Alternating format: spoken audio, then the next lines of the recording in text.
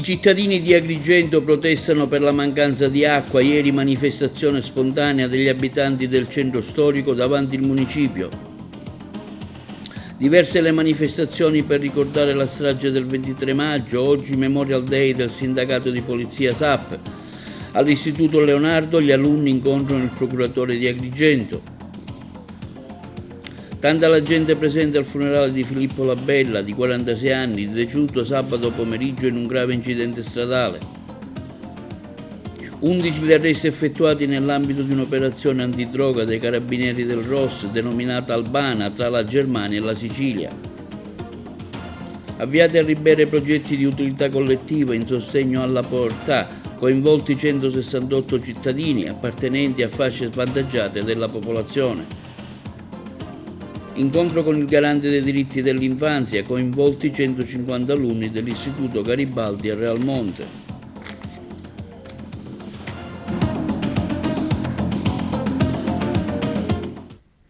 Buongiorno, con l'appuntamento odierno del nostro telegiornale TVA Notizie. Si è svolta ieri ad Agrigento una mobilitazione spontanea di tanti cittadini residenti nel centro storico della città per chiedere una soluzione immediata del grave problema idrico, il servizio.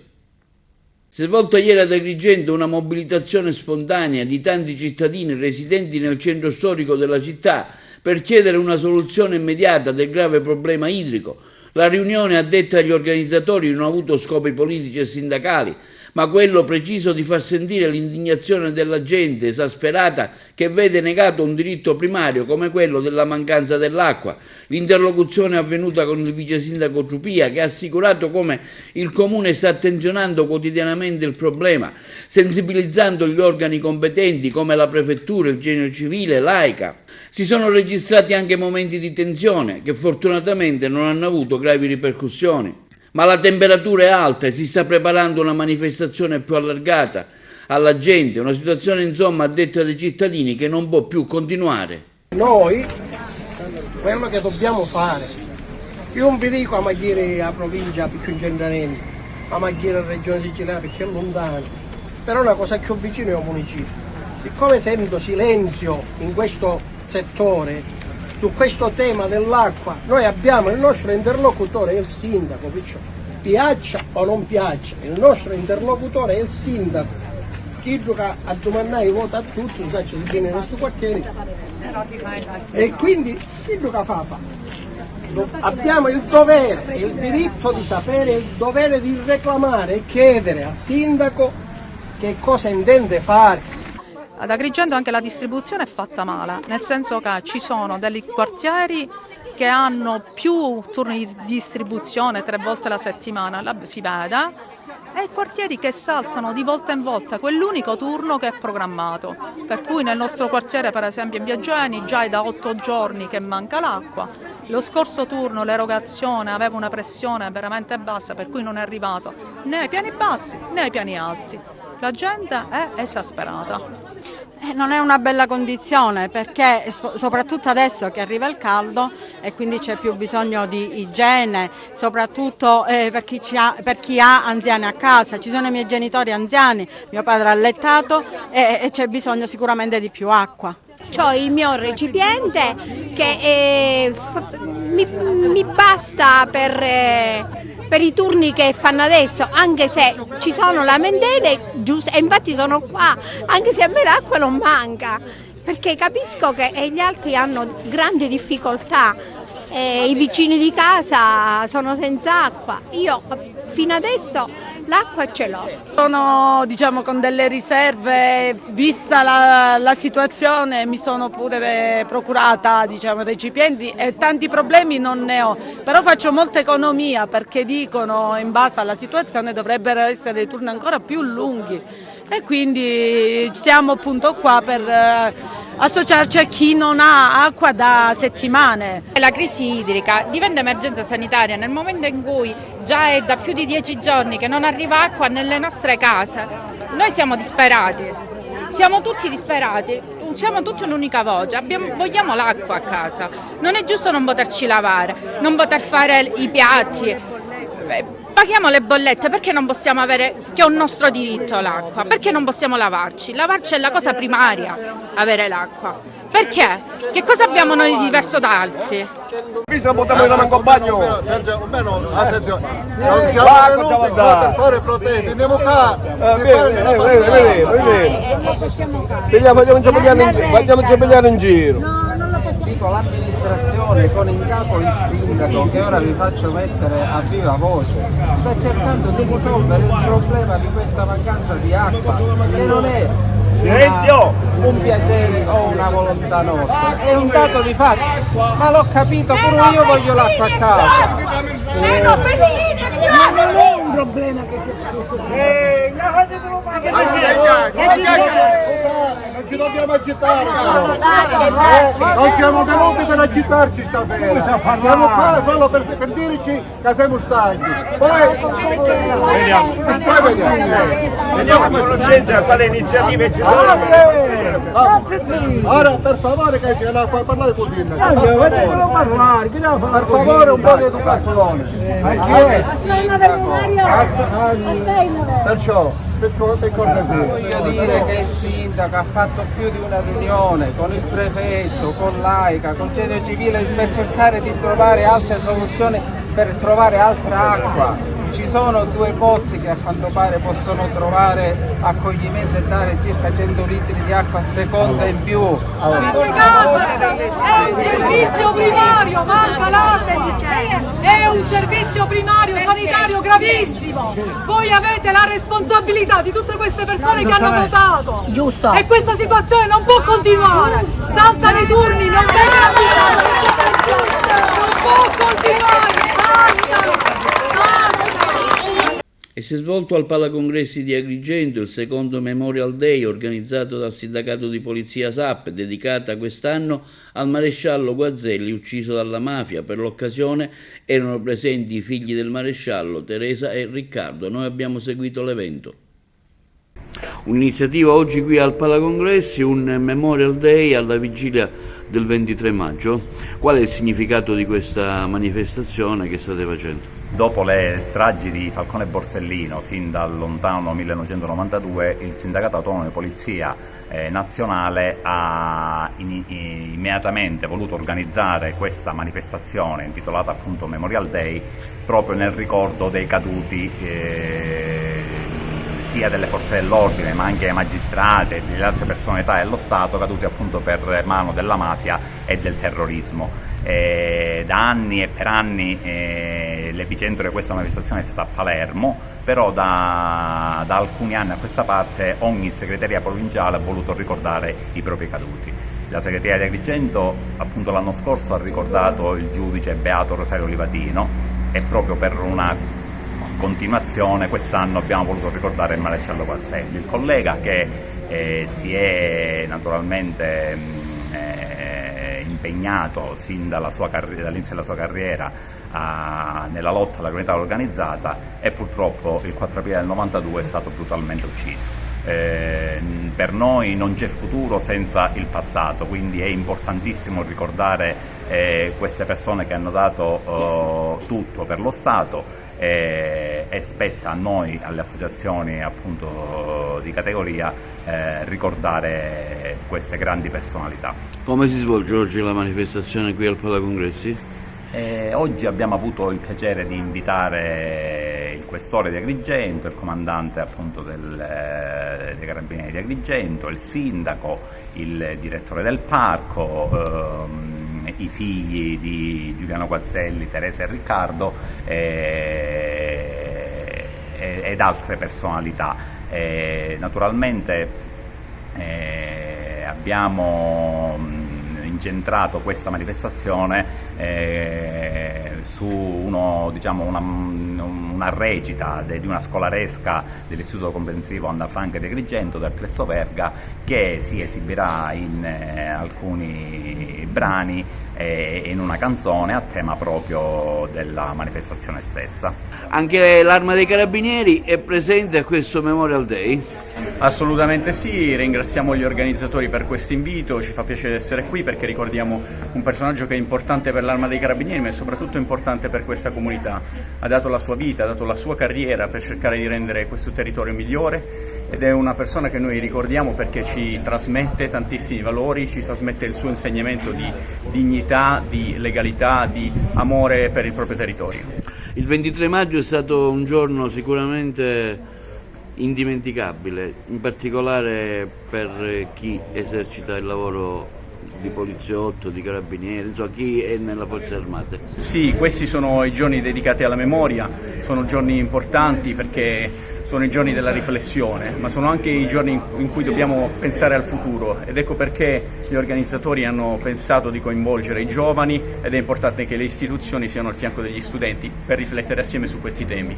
Memorial Day oggi qui al Palacongressi anche per ricordare suo padre vittima di mafia?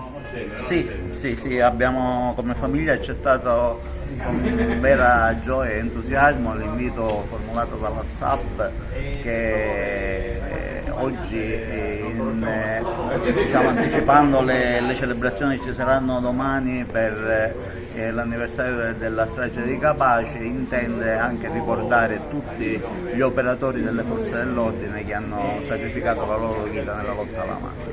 Quindi è stato per noi importante essere presenti qua e ringraziamo il SAP per averci invitato. Della memoria è fondamentale. Chi non conosce la storia è storia magistra vitae, dicevano in latino, la storia è maestra di vita, quindi la storia va ricordata, va conosciuta e va presa ad esempio, cioè l'esempio di chi ha sacrificato la propria vita per la lotta alla mafia deve essere una stella polare per le nuove generazioni.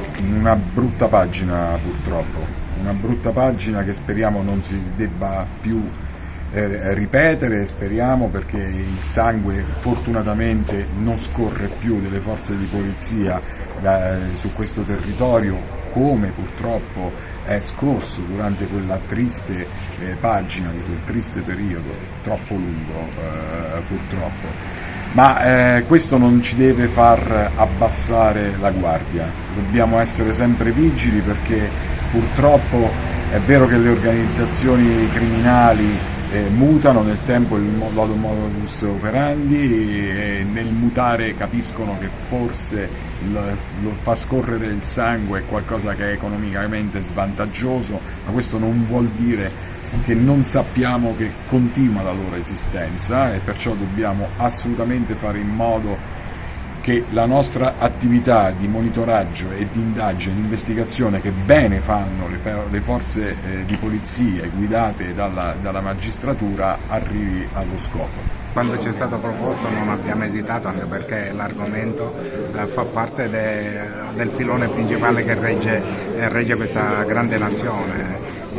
L'attenzione alla e tutela della legalità di tutte le persone che comunque lavorano è il principio fondamentale. Questo è una strada che ha un senso obbligato, senza la cui osservanza non si va da nessuna parte. Devo dire poi noi ci siamo perché rappresentiamo parte della cultura, che è un altro segmento un po' meno importante, ma serve comunque in una miscellanea a far elevare il livello di ognuno di noi, soprattutto da chi comincia ad affacciarsi a questo mondo nuovo, e la presenza delle scuole è un fatto importante da questo punto di vista.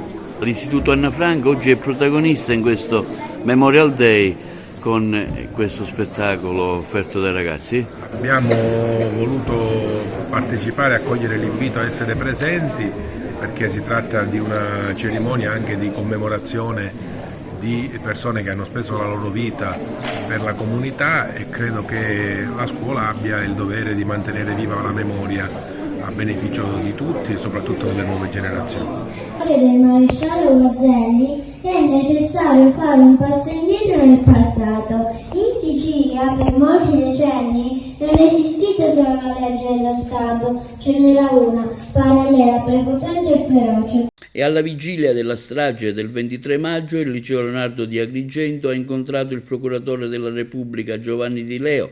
Nell'ambito dell'iniziativa denominata Le Agorà del Leonardo, gli alunni hanno posto diverse domande e riflessioni all'autorità giudiziaria con la presenza della dirigente scolastica Patrizia Pilato e della coordinatrice Angela Sapio. Le interviste.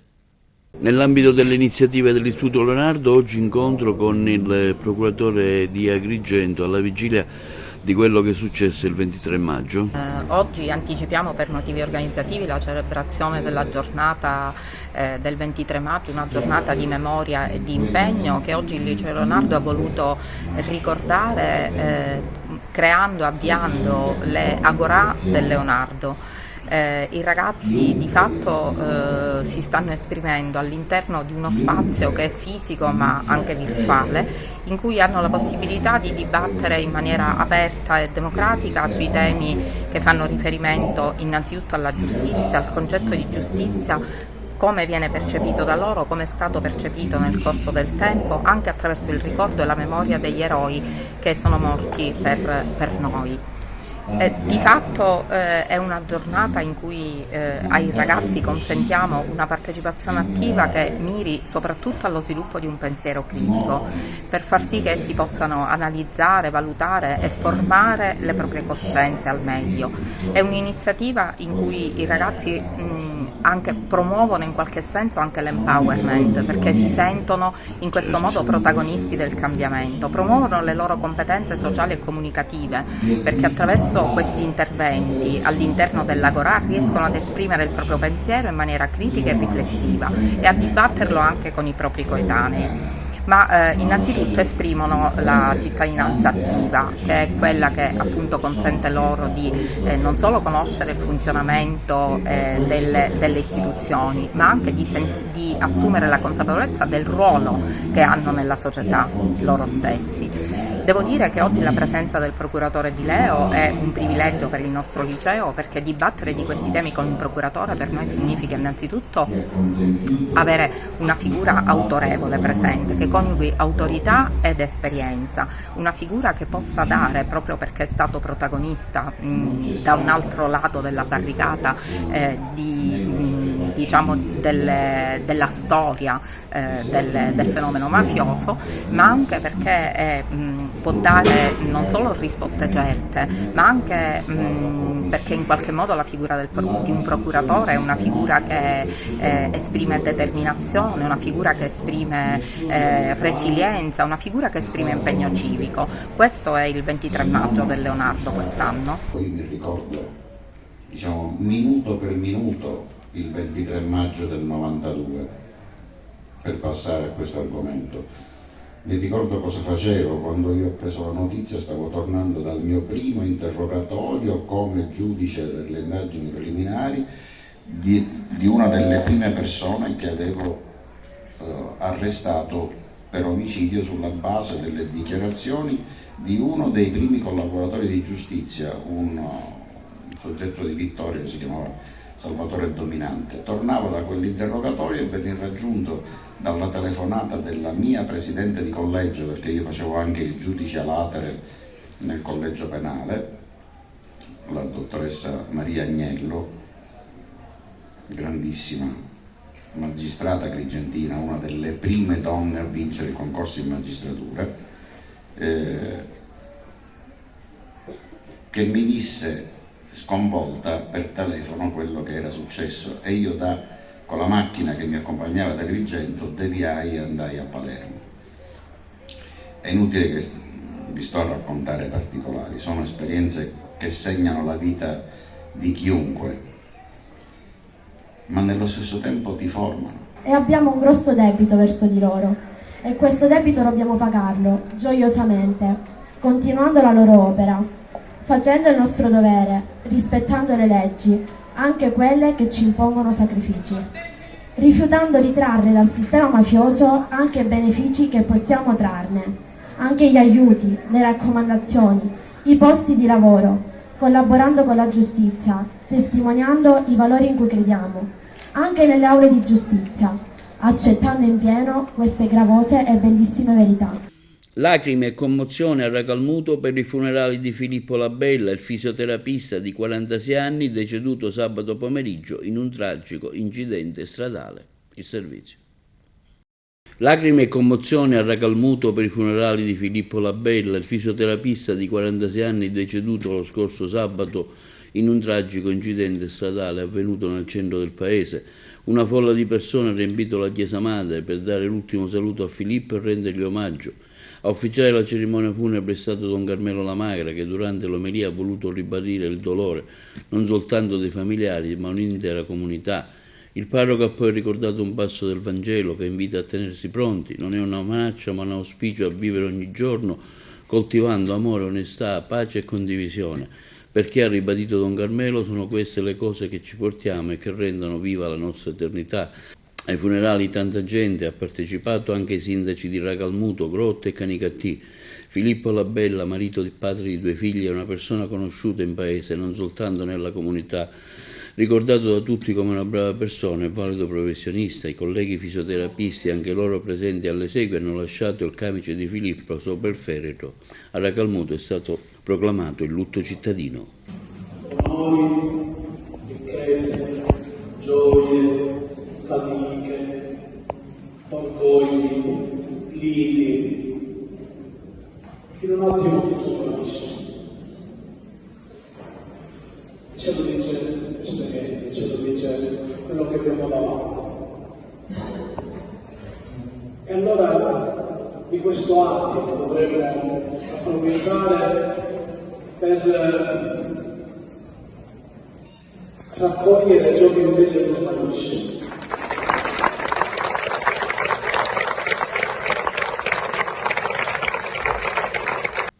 Sono 11 le persone arrestate nell'ambito di un'operazione antidroga denominata Albana, eseguita dai carabinieri del ROS, coadiuvati nella fase operativa dal personale dei comandi provinciali dell'Arma di Enna, Caltanissetta, Catania e Brescia. Il servizio. 11 persone sono state arrestate nell'ambito di un'operazione antidroga denominata Albana, eseguita dai carabinieri del ROS, coadiuvati nella fase operativa dal personale dei comandi provinciali dell'Arma di Enna, Caltanissetta, Catania e Brescia.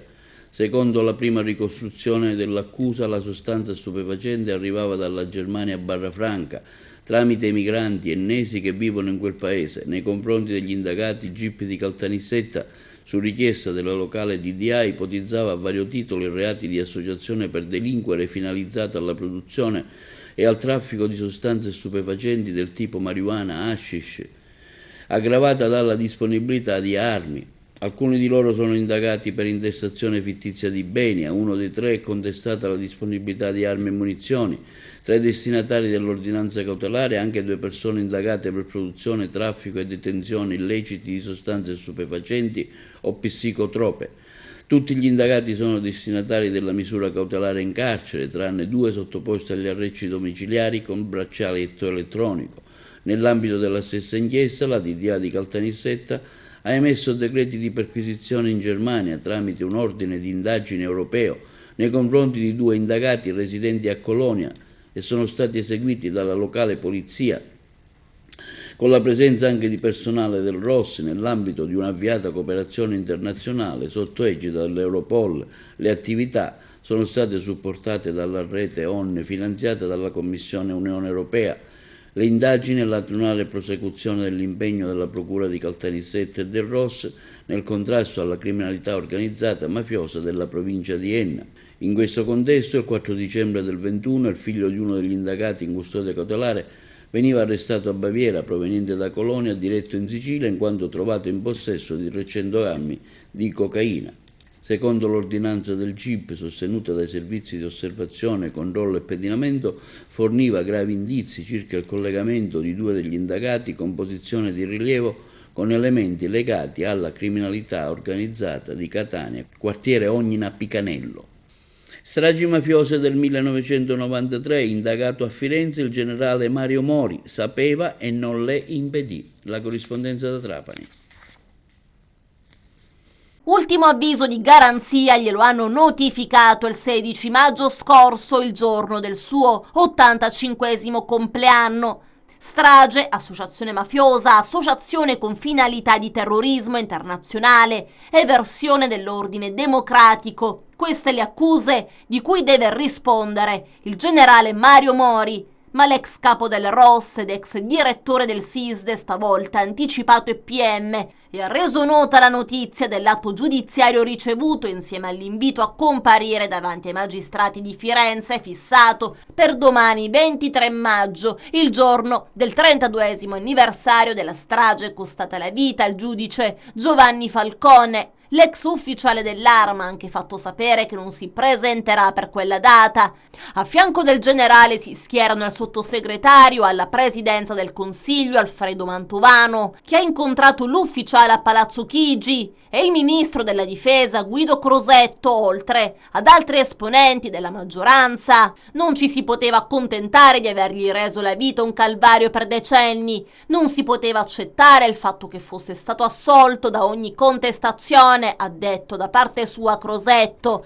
Dopo 22 anni di processi che si sono tutti conclusi con assoluzioni, torna dunque sotto inchiesta l'ex capo del ROS, che secondo EPM Fiorentini, pur avendo notizia delle intenzioni stragiste di Cosa Nostra, nel 93 si sarebbe girato dall'altra parte non facendo nulla per sventare i piani di morte dei mafiosi, pur avendone l'obbligo giuridico. Mori, così scrivono i magistrati, non avrebbe impedito mediante doverose segnalazioni e denunce all'autorità giudiziaria, ovvero con l'adozione di autonome iniziative investigative e preventive, gli eventi stragisti di cui aveva avuto anticipazioni poi verificatisi a Firenze, Roma e Milano, nonché il fallito attentato allo Stadio Olimpico. Nella ricostruzione dell'accusa, ad anticipare al generale le mosse del boss sarebbe stato nell'agosto 1992, dopo gli attentati di Capaci e Via D'Amelio, dunque il maresciallo Roberto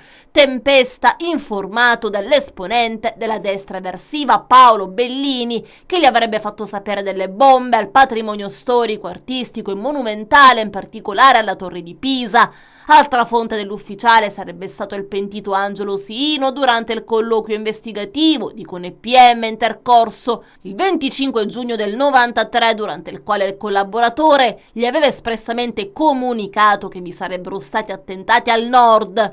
Quelle a mio carico, come agevole a tutti comprendere, sono accuse surreali e risibili, dice invece Mori. Se tutto ciò non fosse finalizzato all'agonia morale che sarò costretto a subire ancora per chissà quanti anni. E fa notare che a Palermo EPM l'hanno processato per 11 anni con l'accusa di aver trattato con la mafia e siglato un accordo con Bernardo Provenzano per far cessare le stragi, mentre a Firenze lo indagano per non averle impedite. Sono profondamente disgustato da tali accuse che offendono prima ancora della mia persona i magistrati seri con cui ho proficuamente lavorato, dice ancora Mori, nel corso della mia carriera, nel contrasto al terrorismo e alla mafia su tutti, Giovanni Falcone e Paolo Borsellino. Forse non mi si perdona di non aver fatto la loro tragica fine, conclude ancora ed amaramente Mario Mori.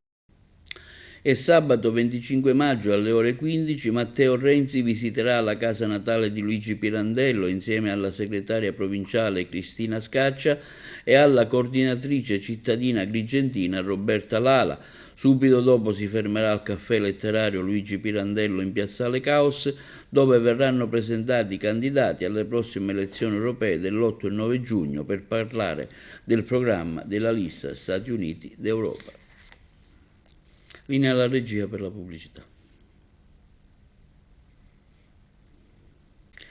E nei comuni del distretto sociosanitario D6, di cui è capofila il comune di Ribera, hanno preso avvio i progetti di utilità collettiva finanziati nell'ambito del PAL, quota servizi del Fondo Povertà, annualità 2021.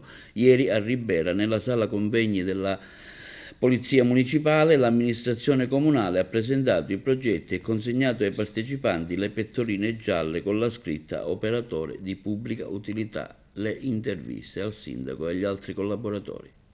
Siamo contenti che finalmente si abbiano questi PUC, i progetti di utilità collettiva, che riguardano tutto il distretto di Sei, di cui Ribera è il comune capofila, che vedrà impegnata a regime circa 165-170 soggetti che si occuperanno di vari progetti che vanno dalla pulizia delle strade e delle piazze alla pulizia degli uffici comunali e ad supportare ed aiutare gli uffici della manutenzione comunale, e che vedrà impegnati i soggetti che percepiscono l'assegno di inclusione.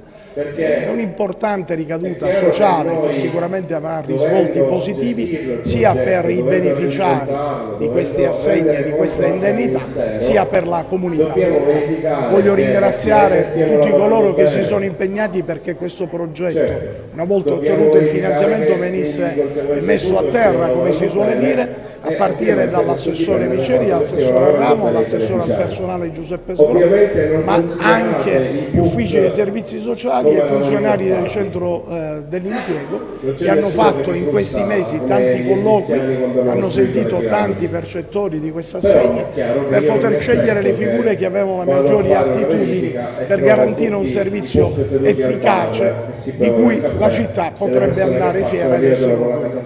Un grande progetto che ha come obiettivo non soltanto quello di creare un servizio di pubblica utilità sul territorio, quindi la cura, la prevenzione, la pulizia e il decoro del nostro territorio, ma anche un altro grande significato sociale, che è quello di dare la possibilità ai beneficiari e soggetti ADI o SFL di mettere in campo le proprie competenze, considerarsi soggetti attivi di una politica attiva che presta un servizio concreto sul proprio territorio di appartenenza. In questo momento parte il progetto nella giornata di oggi e parte a ranghi ridotti, perché in questo momento abbiamo a disposizione circa 50 soggetti che hanno già fatto il corso della sicurezza con una delle 2 APL che sono state incaricate da parte del Comune di gestire tutto il servizio, perché chiaramente il Comune è sotto organico e quindi si è preferito affidarlo esternamente a chi già questo lavoro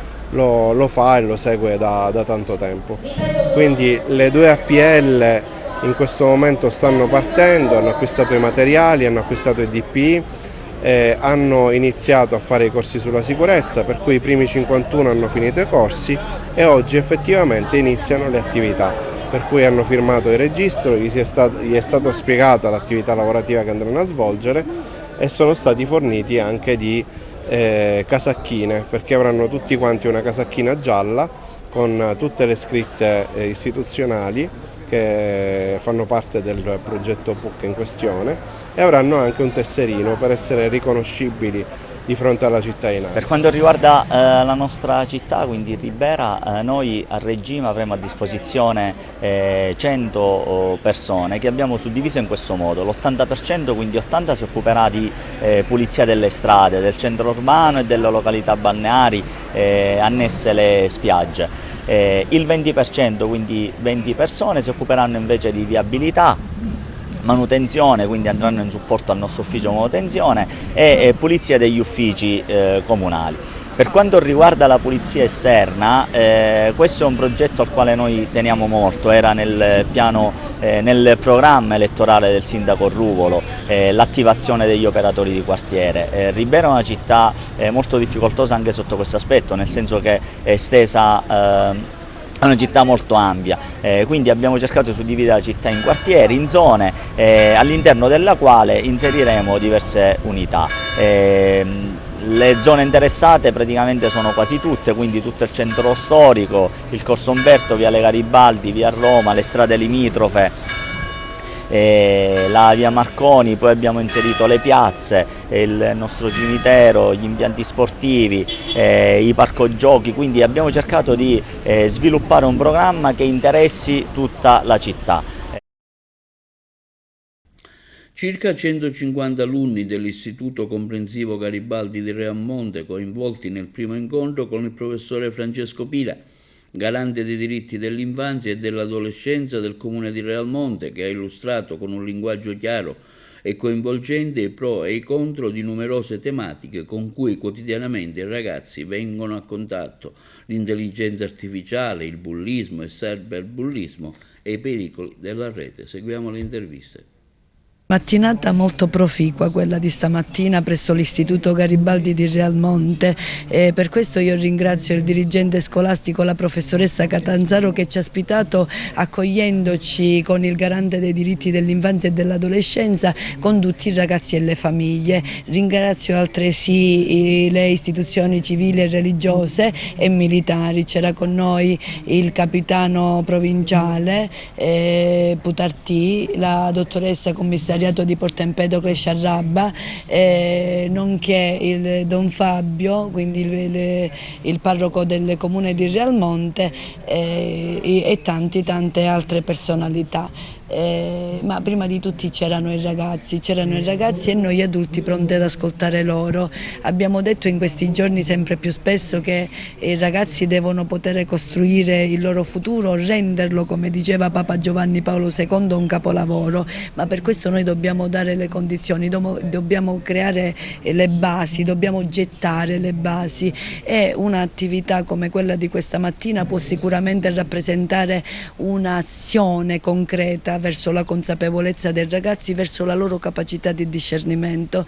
E ho ascoltato degli interventi molto interessanti di qualche alunno dell'Istituto Comprensivo Garibaldi.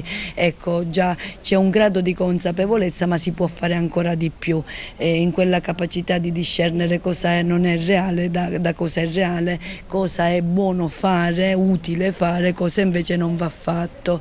E quindi insomma un passo in avanti è stato fatto per quella crescita, quell'accrescimento socioculturale di cui sempre parliamo.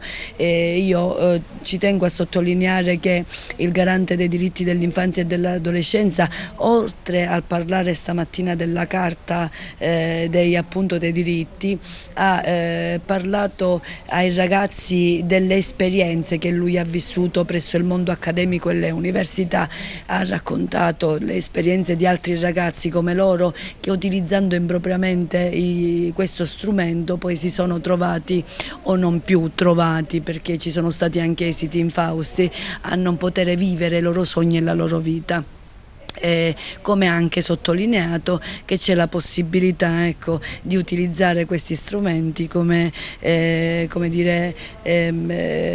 compagnia. Ecco, c'è stato un riferimento molto dolce sull'anziano, insomma, che usa Alexa per ricordare il tempo, l'indomani, ecco, che giorno farà domani. Ecco, quindi questo ventaglio di scelte e di possibilità, dove al centro ci deve essere la consapevolezza. A Realmonte c'è attraverso questo istituto, questo garante, e ci sarà una pagina sulla home page del comune, quindi tutti i ragazzi, tutte le famiglie potranno rivolgersi direttamente al garante o ai docenti, insomma, per parlare, discutere di problemi, di curiosità, ma anche del mondo dove già siamo immersi, che è appunto quello multimediale. Abbiamo parlato oggi di quella che è la figura del garante, di quello che deve fare, di come deve proteggere bambini e ragazzi, e quindi c'è uno sportello nuovo, aperto, a disposizione della città per riuscire a intercettare eventuali pericoli, ma per dare sostegno non soltanto ai bambini e ai ragazzi, ma anche alle famiglie. Poi abbiamo parlato dell'argomento degli argomenti, quello di cui si parla oggi costantemente, che è appunto l'intelligenza artificiale, ma anche il metaverso, di quelle che possono essere le grandi potenzialità e anche pericoli. È stato bellissimo poter ascoltare le domande dei ragazzi, quelle che sono le loro paure, ma anche quelle che sono le loro difficoltà a interpretare a volte come l'iperrealtà li può trascinare in qualcosa di molto pericoloso. Ed è questo proprio il supporto che noi dobbiamo dare, essere al loro fianco. È il nostro lavoro di educatori, ci vuole una presenza forte delle istituzioni, e mettere insieme le forze dell'ordine, l'amministrazione, il garante dei diritti dell'infanzia e dell'adolescenza, la Chiesa, la scuola, è davvero un grande risultato che dimostra che Realmonte è una bellissima comunità. Oggi 150 alunni della scuola secondaria Garibaldi di Realmonte hanno assistito a questo importante momento di confronto, hanno potuto fare domande e hanno ascoltato l'importante contributo del professor Francesco Pira, garante per il comune di Realmonte dei diritti dell'infanzia e dell'adolescenza. I ragazzi, accompagnati dai loro docenti, hanno potuto fare domande e sull'intelligenza artificiale questo era l'argomento del confronto. E la scuola, come sempre, si manifesta come un importante luogo di collaborazione tra generazioni e dove si confrontano e si mescolano memoria del passato e visione del futuro. La fascia d'età dei nostri ragazzi dagli 11 ai 14 anni che hanno partecipato all'incontro è quella per la quale noi abbiamo la maggiore attenzione sui rischi e sulle opportunità del web, dei social, dell'intelligenza artificiale che è già tra noi e sulle problematiche di bullismo e cyberbullismo. Visita del Ministro dell'Istruzione e del Merito Giuseppe Valditara ieri a Palermo per visitare Scuola Futura Campus, quindi quella del laboratorio sportivo e artistici, e al Sagrato della Cattedrale e successivamente al Teatro Politeama. La corrispondenza.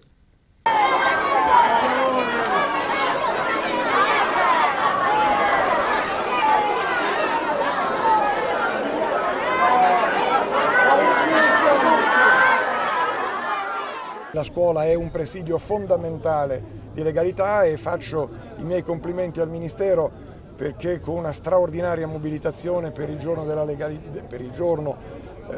legalità, il giorno della memoria della strage di Capaci, noi onoriamo Falcone, Morvillo e la scorta con la partecipazione di ben 5.000 ragazzi, una mobilitazione straordinaria. Ringrazio tutte le scuole, questo è un grande messaggio. Quando sono andato in altre realtà, ricordo per esempio quando sono andato in alcune realtà complicate, ho detto proprio che i miei complimenti e i miei ringraziamenti vanno alla magistratura, vanno alle forze dell'ordine, ma un ruolo fondamentale ce l'ha la scuola, perché l'istruzione è il momento del riscatto, è il momento dell'insegnamento di valori fondamentali, di valori democratici, costituzionali, del rispetto soprattutto verso l'altro. Ho chiesto ai tecnici che hanno fissato quella data e mi hanno risposto che era impossibile spostarla perché ci sono le prove invalsi, ci sono gli scrutini, c'è poi la maturità e quindi credo che lo sforzo enorme del Ministero che ha garantito la partecipazione di tutti questi ragazzi, di tutti questi docenti non venga certo inficiato perché dalle 2:30 alle 3:30 in un'ora dove non ci sono manifestazioni si tengano dei concorsi in tutta Italia per dare lavoro ai dirigenti scolastici e quindi per rendere più efficiente la nostra scuola e la nostra istruzione. Crediamo molto anche in queste manifestazioni perché vogliamo portare a conoscenza della società, del territorio, l'importanza della scuola, la capacità di innovazione che ha la scuola, di creatività che ha la scuola. Ho visto fra l'altro, mi ha fatto molto piacere partire proprio da arte e sport, che sono due momenti molto significativi. Sapete che io voglio rafforzare l'insegnamento dell'arte sin dalle scuole elementari perché raffina lo spirito, perché è un momento di crescita personale importante e una delle studentesse mi ha detto: fa benissimo Ministro, perché io quando facevo le scuole elementari e le scuole primarie sentivo tanto il bisogno di avere anche una cultura artistica.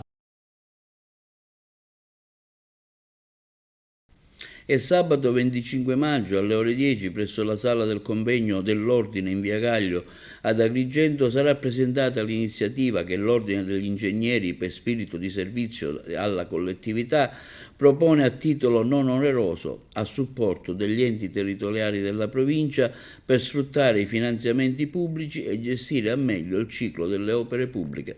Sentiamo lo stesso presidente dell'Ordine degli Ingegneri Furioso. Sì, l'Ordine degli Ingegneri della provincia di Agrigento tende una mano agli enti territoriali, in primis ai comuni. Abbiamo trasmesso una email a tutti i comuni della provincia invitandoli ad aderire grazie allo schema di protocollo d'intesa che abbiamo allegato. Anzi, se i sindaci, assessori e responsabili degli uffici tecnici non avessero ancora ricevuto la mail, vi invitiamo a scaricarla dal sito ufficiale dell'Ordine degli Ingegneri e vi invitiamo a essere presenti alla conferenza stampa che è stata indetta per il 25 maggio alle ore 10 presso la sede di Via Gaio numero 1 di Agrigento, la sede dell'Ordine degli Ingegneri, in cui spiegheremo nel dettaglio quale importante opportunità è offerta alle pubbliche amministrazioni per spirito di servizio e sensibilità nei confronti del territorio, per dare un'ulteriore spinta ai processi di realizzazione delle opere pubbliche. Abbiamo pensato di offrire a titolo non oneroso un modulo base del percorso più ampio che l'Ordine degli Ingegneri sta offrendo ai propri iscritti, e ne ha fatti già tanti, tant'è che i professionisti sono già preparati, anche perché sono figura centrale, rimangono figura centrale nella realizzazione del progetto. Però riteniamo che solo interagendo con dipendenti pubblici preparati su questa materia si potrà dare ulteriore sviluppo a questi procedimenti, e quindi offriamo a titolo non oneroso un modulo base che i dipendenti dei comuni potranno seguire assieme a noi professionisti, e che consentirà di conseguire quelle competenze base prescritte dal nuovo codice dei contratti, in particolare l'articolo 43, che impone avere delle competenze specifiche per poter appunto continuare a gestire le opere pubbliche oltre un certo importo tra qualche mese. Riteniamo che questa sia un'importante iniziativa, un'ulteriore importante iniziativa che l'Ordine degli Ingegneri mette a disposizione della collettività nell'interesse appunto di tutto il territorio. Trasportavano cocaina viaggiando con i figli minorenni, 2 gli arresti fatti a Messina.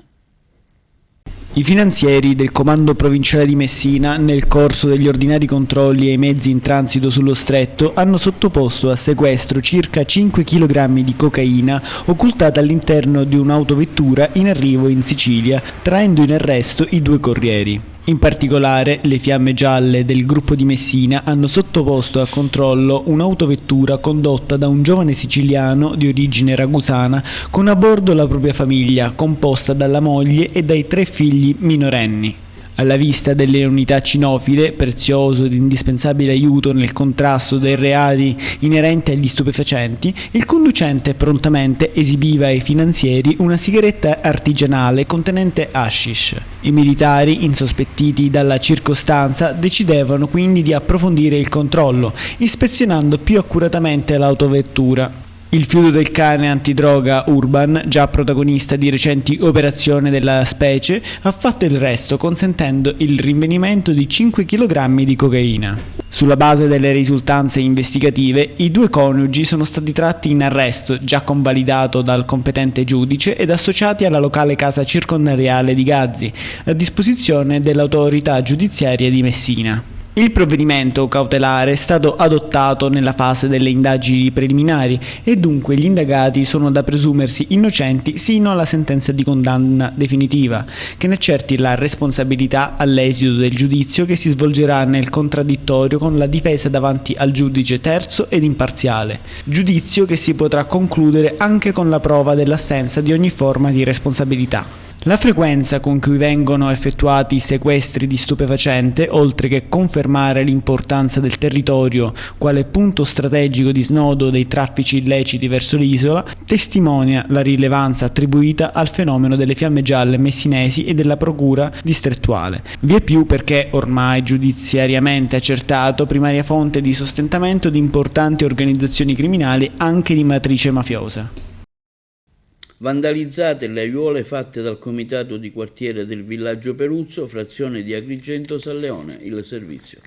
Brutto risveglio per gli abitanti del villaggio Peruzzo. Un atto vandalico è stato perpetrato ai danni di un'aiuola realizzata a spese proprie dai 2 componenti del comitato, Felice Battista ed Alfonso Salvatori.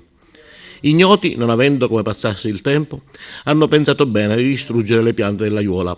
In questi anni sono stati tantissimi i sacrifici del comitato del villaggio Peruzzo per far sì che la frazione agrigentina possa essere resa vivibile ed abbellita con aiuole, con fiori colorati, con panchine e quant'altro possa rendere più vivibile il villaggio. Un atto condannabile, ma che non ferma sicuramente il lavoro continuo del comitato. Si auspica che chi abbia fatto questo gesto così meschino l'abbia fatto solo per una pura e sola bravata e che non lo faccia più. Positivo il bilancio dell'Open Day all'Università di Messina. Sentiamo la rettrice Spatari.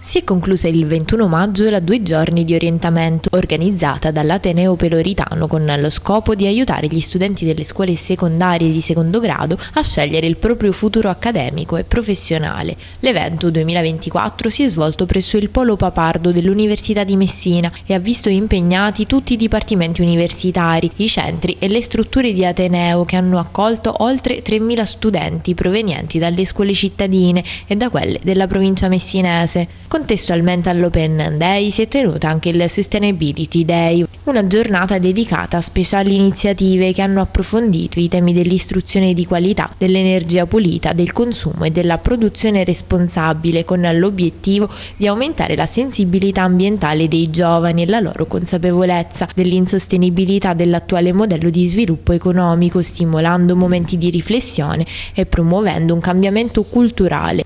Durante l'evento gli studenti universitari e gli istituti scolastici sono stati invitati a partecipare ad una serie di workshop e laboratori tematici organizzati dai dipartimenti e dai principali centri d'uffici dell'Ateneo, impegnati in attività di promozione della sostenibilità. Questa iniziativa fa parte delle attività promosse in Italia dall'ASVIS, l'Alleanza Italiana per lo Sviluppo Sostenibile, nell'ambito del Festival dello Sviluppo Sostenibile, il principale contributo italiano alla Settimana Europea dello Sviluppo Sostenibile. Colgo l'occasione e ritengo sia doveroso ringraziare i molti colleghi docenti che si sono impegnati affinché ciò potesse realizzarsi, il prorettore Germanà, la professoressa Ingratoci e tutto il personale tecnico amministrativo, il dirigente, il dottore Piero Nuccio e tutti gli altri. I risultati sono sempre risultati di una squadra che lavora con impegno ed entusiasmo. Sì, è la mia prima Open Day da rettrice, quindi sono particolarmente felice, quasi emozionata di vedere tutti questi studenti. Abbiamo registrato circa 3.000 presenze in 2 giorni, tutti i dipartimenti con i loro corsi di laurea sono stati presenti e la risposta delle scuole è stata straordinaria. Io credo che l'orientamento sia un punto cruciale nel mandato di una rettrice e non può essere confinato soltanto a queste 2 giornate, ma è un'attività che svolgiamo tutto l'anno, anche andando, essendo presenti nelle scuole, stabilendo sinergie con il provveditore. Abbiamo interesse che tutti gli studenti delle scuole secondarie di secondo grado, ma non solo, conoscano questa offerta formativa che negli anni è cresciuta ed è diventata sempre più aderente al mondo del lavoro che cambia, e speriamo anche di offrire ai nostri studenti, e vorremmo che questo vedessero loro, che far parte, iscriversi in un'IME significa far parte di una comunità dinamica e solidale dove la collaborazione e le persone sono al centro dei processi. E questo è tutto per TV Notizie di oggi. Vi ricordiamo che i nostri programmi sono visibili streaming sul sito www.televideoagrigento.tv, il telegiornale sul canale 93 di Video Sicilia alle ore 15 e alle ore 20, con replica mattutina alle ore 9 e sul canale LCN 268 del digitale terrestre in tutta Italia sulle Smart TV. E questo è tutto per l'appuntamento odierno del nostro telegiornale e vi auguriamo una buona serata.